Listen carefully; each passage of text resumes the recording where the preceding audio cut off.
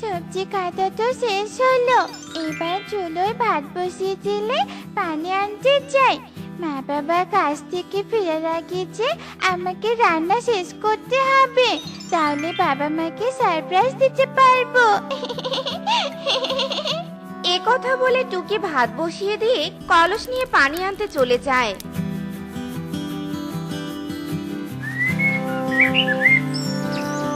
আর এদিকে চুলার আগুন বেরিয়ে পুরো ঘরে দাউ দাউ করে জ্বলতে থাকে। তখনই সেই পথ দিয়ে সুখে উড়ে যাচ্ছিল। টোনার বাড়িতে আগুন দেখে তাড়াতাড়ি সেখানে চলে আসে। এ কি সর্বনাশ হলো, কে কোথায় আছো? তাড়াতাড়ি টোনার বাড়িতে চলে এসো। টোনার বাড়িতে যে আগুন লেগেছে, আশেপাশে তো পুকুরও নেই যে পানি এনে আগুন নেভাবো। কি যে করি, কি যে করি।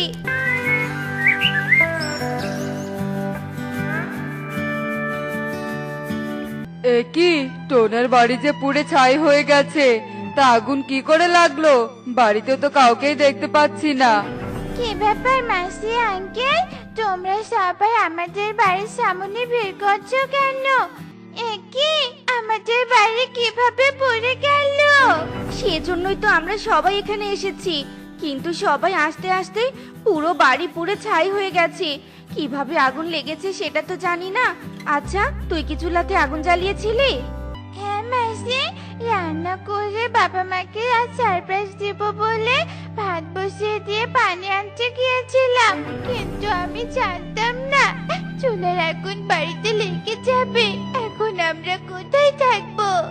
আমি বাবা মাকে কি জবাব দিব?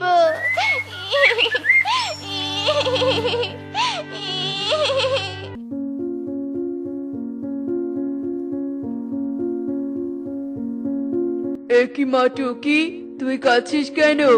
আর বাড়িতে এত পাখিরা ভিড় করছে কেন? তখন সুখী টোনাকে সব কথা খুলে বলে। মারি, তুই ছোট পাখি হয়ে কেন রান্না করতে গিয়েছিলি? তোর রান্নার জন্য যে আমাদের সব শেষ হয়ে গেল। এখন আমরা কোথায় থাকবো? বাড়ির কাছে যদি কোনো পুকুর থাকতো তাহলে আমরা তোদের বাড়িটাকে বাঁচাতে পারতাম। টুনি, যা হবার তা তো হয়েই গেছে। এখন সারাদিন কান্না করলেও তো আর বাড়ি ফিরে আসবে না, তাই আমাদের নতুন করে বাড়ির চিন্তা করতে হবে। চলো, আজই আমরা পাশের বনে যাব আর সেখানে কোনো পুকুর পাড়ে বাড়ি বানাবো, তাহলে কখনো এমন বিপদে পড়তে হবে না। হ্যাঁ টোনা, তাই চলো। এরপর টোনা টুনি ও টুকি পাশের বনে যাওয়ার উদ্দেশ্যে রওনা দেয়। আর উড়তে উড়তে তারা পাশের বনে পৌঁছে যায়। এই তো একটা পুকুর পেয়েছি, আমরা এখানেই বাড়ি বানাবো। চলো টুনি, জঙ্গল থেকে কিছু বাঁশ কেটে নিয়ে আসি। এরপর টোনা টুনি জঙ্গলে বাঁশ আনতে চলে যায়। আর এভাবেই বেশ কিছুক্ষণ কেটে যায়। টোনা টুনি বাঁশ দিয়ে সুন্দর করে একটা বাড়ি বানিয়ে ফেলে। থাকার মতো জায়গা তো হয়ে গেল, এবার চলো বাজার থেকে কিছু খাবার কিনে নিয়ে আসি।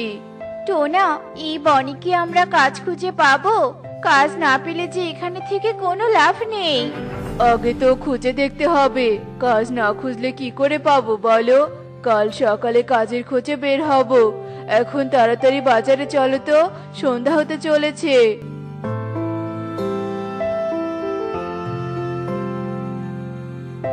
এ কি, আমার গুহার সামনে কে বাড়ি বানালো? সাহস কত বড়! আমি একটু বনের কাছে গিয়েছিলাম আর সেই সুযোগে এখানে বাড়ি বানিয়ে ফেলেছে। দাঁড়া, তোদের বাড়ির কি হাল করছি। এ কথা বলে নাগিন তার জাদু শক্তি দিয়ে টোনার বাড়িটা ভেঙে দিয়ে গুহার ভিতরে চলে যায়।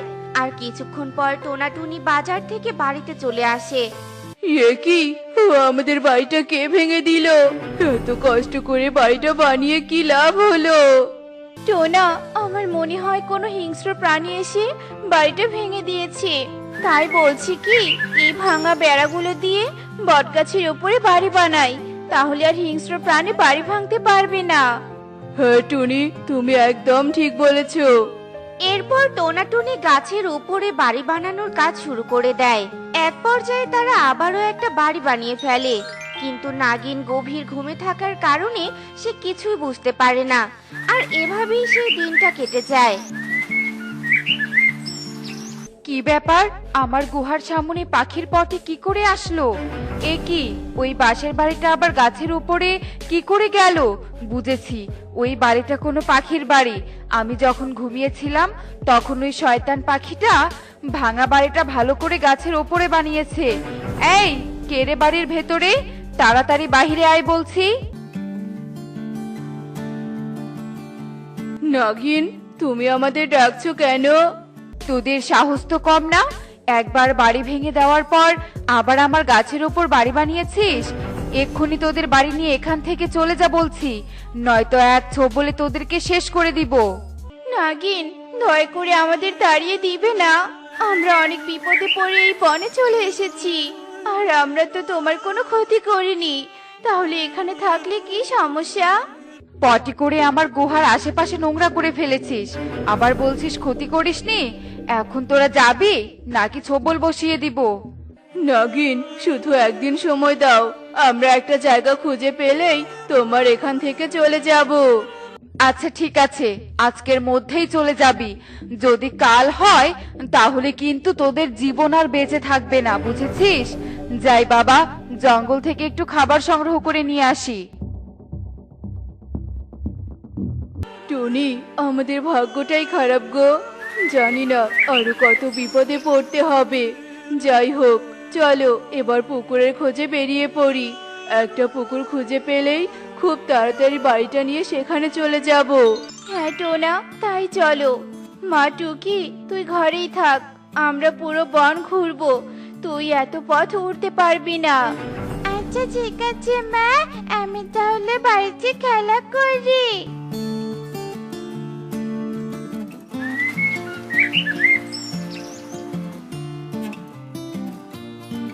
এই তো নাগিনের দেখা পেয়ে গেছি। যেভাবেই হোক আজ এই নাগিনকে ধরতেই হবে। যাই বাবা, তাড়াতাড়ি নাগিনের কাছে গিয়ে বিন বাজানো শুরু করি। এরপর সাপুরে নাগিনের কাছে গিয়ে বিন বাজানো শুরু করে, আর বিনের সুরে নাগিনের মাথা পাগল হয়ে যায় এবং নাগিন সাপুরের পিছু যেতে থাকে।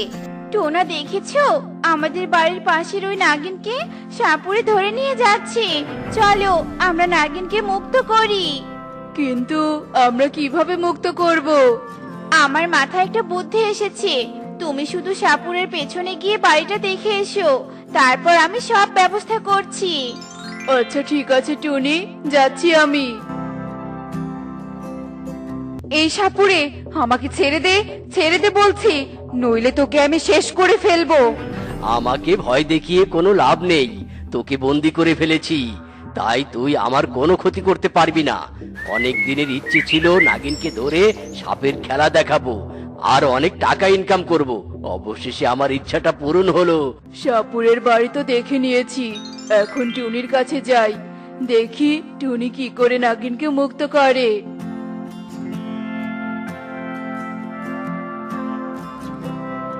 টুনি, তুমি বাটিতে খিচুড়ি কার জন্য তুলেছো? আমি তো সাপুরের বাড়ি দেখে আসলাম, এখন তুমি কি করবে? এই খিচুড়িতে অজ্ঞান করার ওষুধ মিশিয়েছি। এখন এগুলো সাপুরিকে খাইয়ে নাগিনকে মুক্ত করে নিয়ে আসবো, বুঝেছো?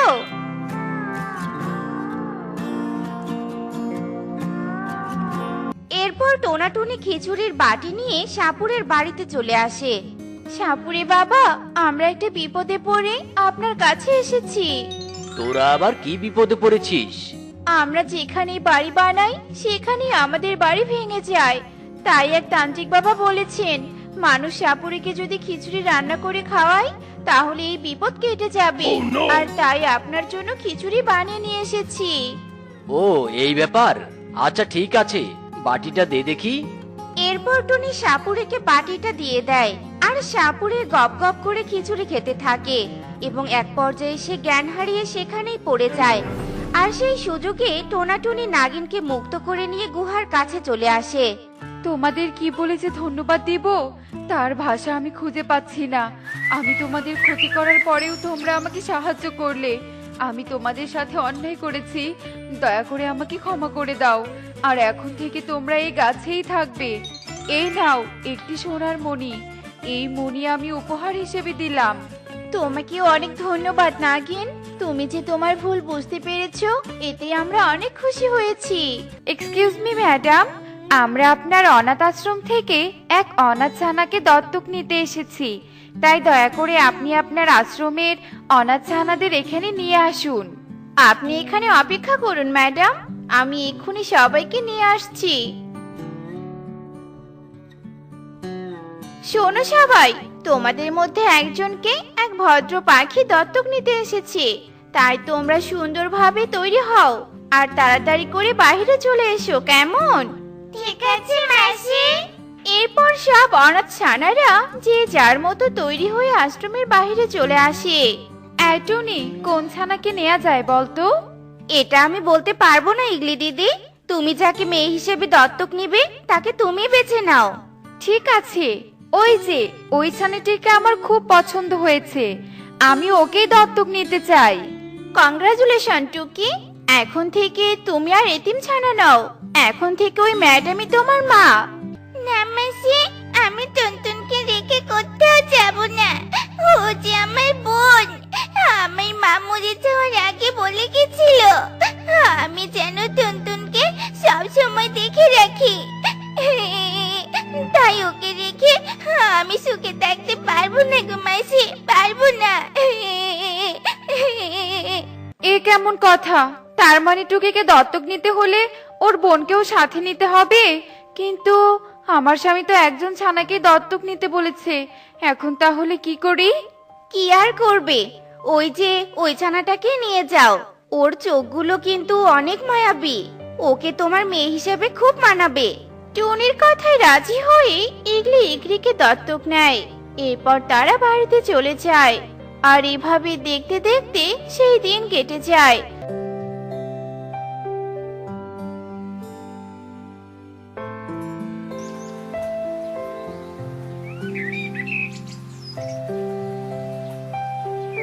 আর পরের দিন সকালে টুনি কাজ করতে আবারও ইগলির বাড়ির উদ্দেশ্যে চলে যায়, আর যাওয়ার সময় তার সাথে সুখী পায়রার দেখা হয়ে যায়। কি রে টুনি, ইগলি দিদির বাড়িতে কাজ করতে যাচ্ছিস নাকি? হ্যাঁ সুখী দিদি, সেই টোনা মরে যাওয়ার পর থেকে তুই ওখানে কাজ করে যাচ্ছিস, এত টাকা দিয়ে তুই কি করবি বলতো? তোর তো কোনো সন্তানও নেই যে ওদের পিছনে খরচ করবি। আমি বলি কি, তুই আবারও বিয়ে করে নে, তাহলে তোকে আর অন্যের বাড়িতে কাজ করতে হবে না।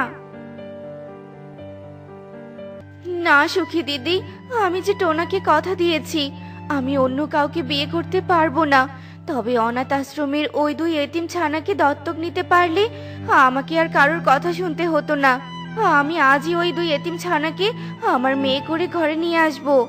এ কথা বলি টুনি ইগলের বাড়িতে না গিয়ে অনাথ আশ্রমে চলে যায়, আর সেখানে গিয়ে দুই এতিম ছানাকে দত্তক নিয়ে বাড়িতে চলে আসে।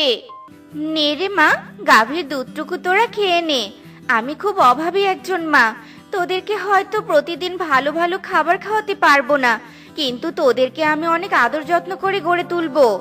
আমরা ভালো ভালো খাবার খেতে চাই না মা, আমরা তো মায়ের ভালোবাসাই চাই, আমরা যে অনেক দিন থেকে মায়ের ভালোবাসা পাই না, কিন্তু এখন থেকে আমরা আবারও মায়ের ভালোবাসা পাবো। কি মজা, কি মজা, আমরা আমাদের মা পেয়েছি, এখন থেকে কেউ আমাদের এতিমখানা বলবে না, কি মজা, কি মজা। এরপর থেকে টনি দুই অনাথ ছানাকে নিয়ে সুখে দিন কাটাতে থাকে, আর এভাবে দেখতে দেখতে বেশ কিছুদিন কেটে যায়।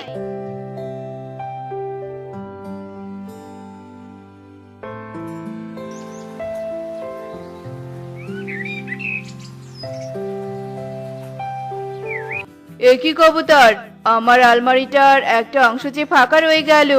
আমি তো পুরো আলমারি ভর্তি করে স্বর্ণ রাখতে চেয়েছিলাম, কিন্তু সেই ইচ্ছে তো আমি পূরণ করতে পারলাম না। এখন তাহলে এই ফাঁকা অংশে আমি পৃথিবীর সব থেকে সুন্দর জিনিসটা রাখবো। ইয়াই কবুতর, তুই বনের সবাইকে খবর দে যে আমাকে পৃথিবীর সব থেকে সুন্দর জিনিসটা এনে দিতে পারবে, আমি তাকে 100টা স্বর্ণ মুদ্রা দিব। কালুর কথা শুনে কবুতর বনের সবাইকে খবর দিতে চলে যায়, আর একটা মাইক নিয়ে বলতে থাকে, শোনো শোনো শোনো, যে পৃথিবীর সব থেকে সুন্দর জিনিসটা কালু দাদাকে এনে দিতে পারবে, কালু দাদা তাকে 100টা স্বর্ণ মুদ্রা দিবে। শোনো শোনো শোনো। কবুতরের মাইকে দেয়া খবর বনের সবাই শুনতে পায়, আর খবর পেয়ে টুকি ও টুনটুন কালুর বাড়িতে চলে যায়।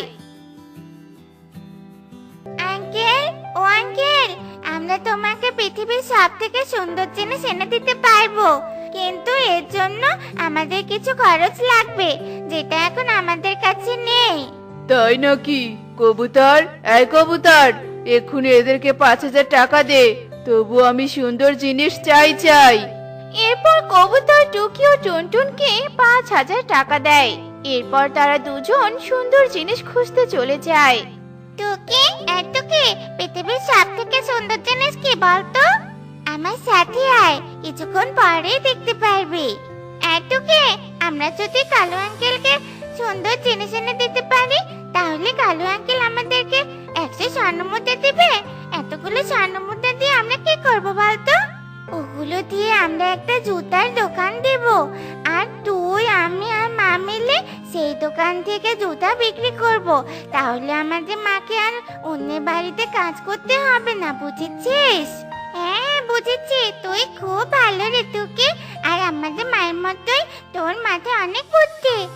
এরপর টুকি ও টুনটুন গল্প করতে করতে বনের ভেতর দিয়ে যেতে থাকে। আর কিছু দূর যাওয়ার পরেই তারা এক বৃদ্ধাকে দেখতে পায়। এই পৃথিবীতে কেউ কি নেই যে আমাকে একটু পেট ভরে খাওয়াবে? আরে, ঠাম্মির তাই মনে হয় অনেক ক্ষুধা পেয়েছে। আমি কি 5,000 টাকা থেকে কিছু টাকা ঠাম্মিকে দিয়ে দিব? কিন্তু আমার যদি কম পড়ে যায়? ধুর, আমি এসব কি ভাবছি, পরে যা হবার হবে, আগে ঠাম্মিকে কিছু টাকা দিই। না ঠাম্মি, এই 500 টাকা নাও, এটা দিয়ে তুমি পেট ভরে খাবার কিনে খেও, কেমন? তুই এতটুকু মেয়ে হয়ে আমাকে এতগুলো টাকা দিচ্ছিস, তবে আমিও এর বিনিময়ে তোকে একটা উপহার দিতে চাই। এই নে, এটা একটা খেলনা পুতুল। এই পুতুলটা আজকে থেকে তোর। এরপর টুকি পুতুলটা নিয়ে আবার টুনটুনের সাথে পথ চলতে শুরু করে। আর এইভাবে তারা অনেক পথ অতিক্রম করে ফেলে। একে টুনটুন, আর কত দূর পথ হাঁটতে হবে? আমি তো আর হাঁটতে পারছি না রে। কে তো রে, এসে গেছি। ওই যে বাড়িটা দেখতে পাচ্ছিস, ওই বাড়িতে একটা মাসি তার মেয়েকে নিয়ে থাকে, আর সেই মাসির কাছে পৃথিবীর সব থেকে সুন্দর জিনিস পাবো। আমার খুব কষ্ট হচ্ছে মা, আমাকে বাঁচাও, আমাকে বাঁচাও। কি করব আমি? টাকা ছাড়া যে কেউ আমাকে ঔষধ দিল না। আমি মনে হয় আর তোকে বাঁচাতে পারবো না রে মা। হে সৃষ্টিকর্তা, তুমি আমার মেয়েটাকে সুস্থ করে দাও। মাসি, ও মাসি, তোমার মেয়ের কি হয়েছে? আর তুমি এভাবে কাঁদছো কেন? আমার মেয়েটা যে অনেক অসুস্থ রে মা। ডাক্তার বলেছে ওর রোগ সারাতে 5,000 টাকা লাগবে, কিন্তু এতগুলো টাকা যে আমার কাছে নেই রে মা। এই নাও, এখানে 5,000 টাকা 500 টাকা কম আছে, এটা দিয়ে তুমিও চিকিৎসা করাও। তোরা আমার খুব উপকার করলি রে মা, কিন্তু কে তোরা? তোদেরকে তো চিনতে পারলাম না। আমি হলাম টুকি, আমার বাবার নাম রাজু তো না। তুমি আমাকে চিনতে পারছো না মাসি? আজ থেকে 2 বছর আগে আমি আর আমার বাবা তোমার বানানো সুন্দর হাড়িটা দেখতে এসেছিলাম, যেটা পৃথিবীর সবাই খুব পছন্দ করেছিল। ও, তুমি অনলাইন ভাইরাল হাড়িটার কথা বলছো বুঝি? হ্যাঁ গো মাসি। আচ্ছা মাসি, সেই হাড়িটা তুমি কোথায় রেখেছো? ওই হাড়িটা তুমি আমাদেরকে দিবে গো? সেই হাড়িটা তো অনেক আগেই ভেঙে গেছে রে মা। তবে দাঁড়া, কালকে আমি একটা হাড়ি বানিয়েছি, ওটা আমি তোদেরকে দিচ্ছি। এরপর শালিক টুকিদের তার বানানো হাড়িটা দেয়, আর টুকি ও টুনটুন সেই হাড়ি নিয়ে কালুর বাড়ির উদ্দেশ্যে চলে যায়। অন্যদিকে সুখী পায়রা কালুর পছন্দের পায়েস বানিয়ে নিয়ে কালুর বাড়িতে চলে যায় আর বলে, এই নাও কালু দাদা, এই পায়েসই হলো পৃথিবীর সব থেকে সুন্দর জিনিস, মানে সুন্দর খাবার। ও মা গো, তা তো সব থেকে সুন্দর হবেই। দে দে, পায়েস তো আমার খুব পছন্দ। তাহলে কালু দাদা, আমার 100টা স্বর্ণমুদ্রা। ও হ্যাঁ হ্যাঁ, কবুতর, এই কবুতর, সুখীকে 100টা স্বর্ণমুদ্রা দিয়ে দে তো। দাদাও কালু আঙ্কেল, ওই পায়েস কিছুতেই পৃথিবীর সব থেকে সুন্দর জিনিস হতে পারে না। সুন্দর জিনিস তো আমি এনেছি। তাই নাকি? দেখি দেখি তোরা কি এনেছিস দেখি। এগুলো এগুলো তোদের সুন্দর জিনিস, এগুলো তো হাটে বাজারে পাওয়া যায়। ফাজলামি করছিস তোরা? দাঁড়া, তোদের দেখাচ্ছি মজা। তার আগে আমাদের কথা শোনো আঙ্কেল। এরপর টুকি কালুকে সব কথা খুলে বলে। জানো আঙ্কেল, এগুলো হলো ভালোবাসা। ওরা আমাদেরকে ভালোবেসে এই জিনিসগুলো দিয়েছে, আর ভালোবাসাই তো পৃথিবীর সব থেকে সুন্দর জিনিস। তাই তো, এটা তো আমি ভেবে দেখিনি। তোরা আমার চোখ খুলে দিয়েছিস। সত্যি ভালোবাসা পৃথিবীর সুন্দর জিনিস। এই কবুতর, 100টা স্বর্ণমুদ্রা সুখীকে নয়, এই 2 অনাথ ছানাকে দে। এরপর কবুতর ওদেরকে 100টা স্বর্ণ মুদ্রা দেয়, আর তারা 2 বোন খুশি হয়ে সেই বনে একটা জুতার দোকান দেয়। এরপর বাড়িতে চলে যায়। এসো মা, তাড়াতাড়ি এসো। কোথায় যাবো রে মা? এসো তো, গেলে দেখতে পারবে। এরপর তারা টনিকে নিয়ে তাদের দেয়া জুতার দোকানে যায়। আজকে থেকে আমরা এই দোকানে ব্যবসা করব মা। তোমাকে আর অন্য বাড়িতে কাজ করতে যেতে হবে না। এসব তোরা কি বলছিস? আমি কোনো স্বপ্ন দেখছি না তো। আর এত টাকা তোরা কোথায় পেয়েছিস? এরপর টুকি তার মাকে সব কথা খুলে বলে, আর টনি তাদের দেয়া দোকান দেখে অনেক খুশি হয়ে যায়। আর সেই দিন থেকে তারা দোকান চালিয়ে সংসার চালায়। এভাবে তাদের দিনগুলো বেশ ভালোভাবে কেটে যায়। এই চল সবাই বাড়িতে চলে যাই। বৃষ্টিতে ভিজলে আমার মা আমাকে বকাবকি করবে। ঠিক বলেছিস, আমার মা বাবা বৃষ্টিতে ভিজতে বারণ করেছে। এরপর সবাই যে যার বাড়ির দিকে চলে যায়। টুকি আর কনকের বাড়ি পাশাপাশি হওয়ায় তারা দুজনে একই পথে চলে যায়। অন্যদিকে পারুলের বাড়ি নদীর ওপারে হওয়ায় সে নদী পার হতে চলে যায়। এই টুকি, আমরা তো বৃষ্টিতে ভিজে যাচ্ছি, চল আমরা গিয়ে ওই বুড়ো গাছটার নিচে দাঁড়িয়ে পড়ি। এরপর টুকি ও কনক গাছের নিচে দাঁড়িয়ে পড়ে। অন্যদিকে পারুল নদী পার হওয়ার জন্য নৌকার জন্য অপেক্ষা করতে থাকে। একে কাছে তো একটাও নৌকা নেই। এখন আমি বাড়িতে যাব কি করে?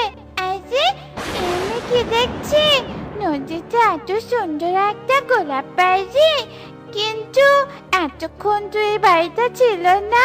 চল, এখন এত ভেবে কাজ নেই, আমি গিয়ে গোলাপ বাড়িতে আশ্রয় নেই।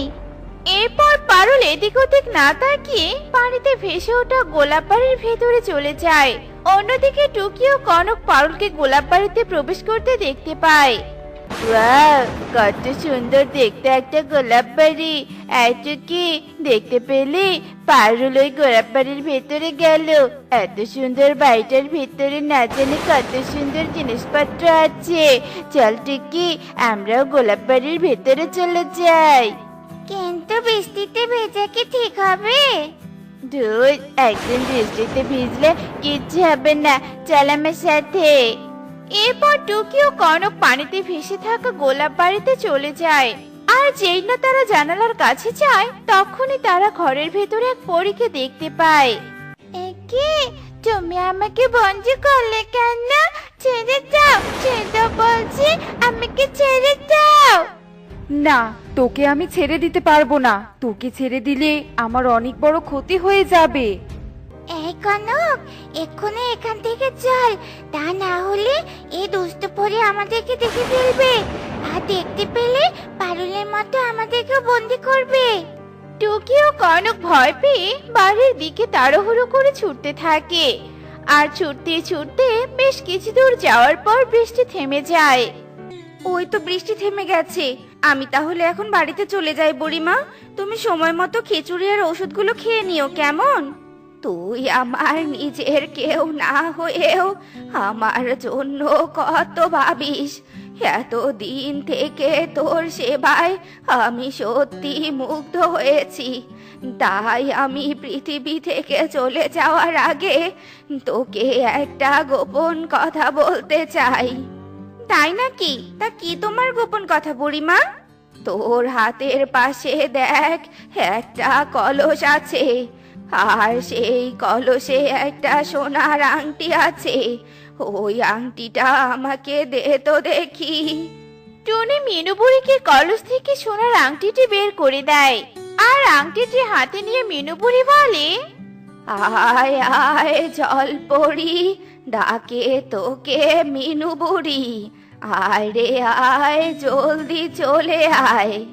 মিনুর ডাক শুনে তখনই এক জলপরি তার সামনে চলে আসে। আর চোখের সামনে জলপরীকে দেখে টুনি অবাক হয়ে যায়। এ কি বুড়িমা, এটা তো সত্যি একটা জলপরি, কিন্তু জলপরি তোমার কাছে কি করে এলো? ও অনেক কথা রে মা, আমার মতো ওরও এই পৃথিবীতে কেউ নেই। একদিন ও আহত অবস্থায় আমার বাড়িতে এসেছিল সাহায্য চাইতে। আমি ওকে সাহায্য করেছিলাম, ওর সেবা যত্ন করে ওকে সুস্থ করে তুলেছিলাম। আর সেদিনের পর থেকে ও আমাকে মাসিমা বলে ডাকে, আর ওই আমার খাওয়া দাওয়ার ব্যবস্থা করে দেয়। তার মানে জলপরির কথা তুমি আমাকে বলতে চেয়েছিলে, তাই না বুড়িমা? হ্যাঁ রে মা, ও আমাকে এই সোনার আংটিটা দিয়েছিল। আর এই আংটিটা হাতে নিয়ে ওকে স্মরণ করলেই ও আমার কাছে চলে আসতো। আজকে থেকে এই আংটি আমি তোকে দিলাম। শোনো জলপরি, আমার সময় শেষ। আজকে থেকে তুমি আর টুনি বোনের মতো মিলেমিশে থেকো। তোমার কথা আমি কখনো অমান্য করিনি মাসিমা, তবে আমি তোমাকে খুব মিস করব মাসিমা। আমি তাহলে আসি টুনি বোন। আর টুনি বোন, তোমার কোনো দরকার হলে নদীর পাড়ে এসে আমাকে স্মরণ করো, আমি চলে আসবো, কেমন? এরপর জলপরি অদৃশ্য হয়ে যায়। টুনিও সেই সোনার আংটিটি নিয়ে বাড়ির দিকে চলে যায়। আর যাওয়ার পথে টুকি ও কনকের সাথে তার দেখা হয়ে যায়। এ কি টুকি, তোরা দুজন এভাবে ছুটছিস কেন? টুকি তার মাকে গোলাপবাড়ি ও পারুলের সব কথা খুলে বলে। এসব তোরা কি বলছিস? তাহলে তো এক্ষুনি আমাদেরকে পারুলের কাছে যেতে হবে, কিন্তু পারুল এখন কোথায় আছে? তোরা দাঁড়া, আমি জলপরীকে স্মরণ করি। এরপর টুনি জলপরীকে স্মরণ করে, আর সাথে সাথে জলপরী সেখানে চলে আসে। বলো টুনি, আমাকে কেন ডেকেছো? এরপর টুনি জলপরীকে সব কথা খুলে বলে।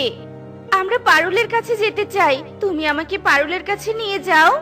এরপর জলপরী সবাইকে এক নিমেষেই একটা গুহার সামনে নিয়ে যায়, আর আবারও সে অদৃশ্য হয়ে যায়। এ কি, এটা তো একটা গুহা। তার মানে এই গুহার ভিতরেই পারুল আছে। শোনো, তোমরা আমার পিছন পিছন নিঃশব্দে হেঁটে এসো। এই নাও তান্ত্রিক, তোমার কথা মতো আমি একটা মেয়েকে ধরে নিয়ে এসেছি। তুমি এখন আমার মেয়েকে মুক্ত করে দাও। দাঁড়া পরি, দাঁড়া, এত ব্যস্ত হচ্ছিস কেন? এই মেয়েকে বিক্রি করলে আমি বেশি একটা মূল্য পাবো না, তাই একটা নয়, আমাকে আরো দুটো বাচ্চা ধরে এনে দে, তবেই তোর মেয়েকে আমি মুক্ত করে দিব। তার মানে ওই দুষ্টতান্ত্রিক পরীকে এমন অন্যায় কাজ করতে বাধ্য করেছে? যেভাবেই হোক, পরীকন্যা ও পারুলকে আমাদের রক্ষা করতেই হবে। কিন্তু কিভাবে মা? সে পরি হওয়া সত্ত্বেও তান্ত্রিকের সাথে শক্তিতে পেরে উঠছে না, আর আমরা সাধারণ পাখি হয়ে কিভাবে পারবো বলো তো?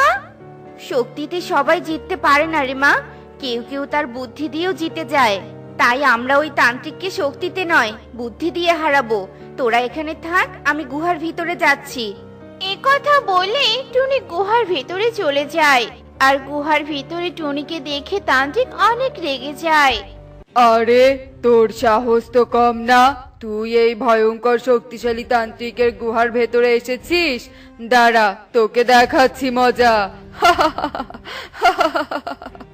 আগে আমার কথাটা শুনুন তান্ত্রিক বাবা। আমি জানি আপনার অনেক অনেক টাকা, হিরে, স্বর্ণ এগুলো চাই, আর আমি আপনাকে সেগুলো সন্ধান দিতেই এসেছি। তাই নাকি? বল বল, আমাকে বল, কোথায় কোথায় পাবো সেগুলোর দেখা? না না, এমনি এমনি তো সেগুলো সন্ধান দিব না, এর বিনিময়ে আমাকে কিছু দিতে হবে। বল, তোর কি চাই? আপনি ওই পরিকন্যা ও পারুলকে মুক্ত করে দিন, তবে আমি আপনাকে সেই হিরে, টাকা, স্বর্ণের সন্ধান দিব। একথা শুনে তান্ত্রিক মনে মনে অনেক খুশি হয়ে যায়, আর তখনই সবাইকে মুক্ত করে দেয়। এরপর পরি তার মেয়েকে নিয়ে সেখান থেকে পালিয়ে যায়। এখন বল, তাড়াতাড়ি বল। বলছি, এই বনের নদী পার হলে একটা অন্ধকার গুহা আছে, সেই গুহায় গেলে আপনি সেগুলো পাবেন। টুনির মুখ থেকে কথা শেষ হতে না হতেই তান্ত্রিক তখনই সেই গুহার ভিতরে চলে যায়। আর সেখানে গিয়ে সে সত্যি সত্যি অনেক স্বর্ণ হিরে আর টাকা পয়সা দেখতে পায়। আমার স্বপ্ন, আমার টাকা, এগুলো সব আমার, আমি কোটিপতি। তান্ত্রিক যখন এসব কথা বলে চিৎকার করছিল, ঠিক তখনই গুহার একপাশে ঘুমিয়ে থাকা ডাইনির ঘুম ভেঙে যায়। কে রে তুই? তুই আমার গুহায় এসেছিস আমার ধন সম্পদ চুরি করতে, তাই না? তবে এখন তোর একটাই শাস্তি, আর সেটা হলো মৃত্যু। এরপর ডাইনি সেই তান্ত্রিককে মেরে ফেলে। আর গুহার বাহির থেকে টুনি বলে, এজন্যই বলে লোভে পাপ আর পাপে মৃত্যু। আচ্ছা মা, তুমি এই ধন সম্পদওয়ালা ডাইনির সন্ধান জানলে কিভাবে? আমি যখন বুড়িমার বাড়িতে খাবার দিতে যেতাম, তখন বুড়িমা আমাকে এই ডাইনির গল্পটা বলতো, আর সেটাই আমি আমাদের কাজে লাগালাম। তাহলে টুকি আর কনক বলতো, শক্তি না থাকলে কি করা উচিত? বুদ্ধি দিয়ে যেতে উচিত।